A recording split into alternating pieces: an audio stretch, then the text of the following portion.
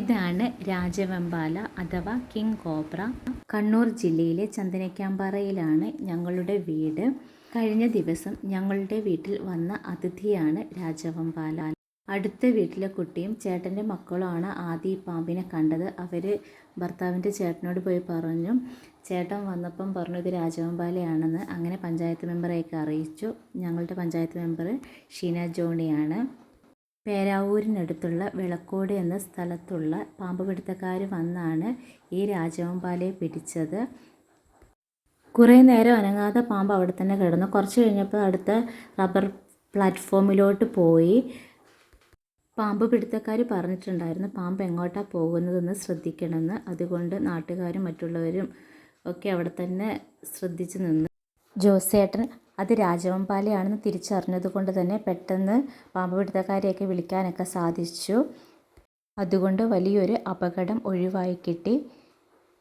അല്ലെങ്കിൽ അത് ഏതെങ്കിലും പാറയുടെ ഇടയിലോ മരത്തിൻ്റെ ചുവട്ടിലൊക്കെ കിടന്ന് ജനങ്ങളെ കൊത്താൻ ഇടയായേനും. പാമ്പ് പിടുത്തക്കാർ വരുന്നത് വരെ ആ പാമ്പ് എങ്ങോട്ടാണ് പോകുന്നതെന്ന് നോക്കി നിന്ന നാട്ടുകാർക്കും കുടുംബാംഗങ്ങൾക്കും പഞ്ചായത്ത് മെമ്പർക്കും ഹൃദയം നിറഞ്ഞ നന്ദി രേഖപ്പെടുത്തുന്നു. അതോടൊപ്പം ഈ വീഡിയോ എനിക്ക് അയച്ചു തന്ന ചേട്ടൻ്റെ മക്കളായ എബിനും കുഞ്ഞാച്ചുവിനും ഹൃദയം നിറഞ്ഞ നന്ദി രേഖപ്പെടുത്തുന്നു. ഇതാണ് പ്രകൃതി രമണീയമായ എൻ്റെ ചന്ദനക്കാമ്പാറ. മഴക്കാലം തുടങ്ങുമ്പോൾ എൻ്റെ ചന്ദനക്കാമ്പാറ കൂടുതൽ സുന്ദരമാകുന്നു. ആനമതിൽ നിർമ്മിക്കുകയും ജനങ്ങൾ സുരക്ഷിതമാണെന്ന് കരുതുകയും ചെയ്തിരുന്നു.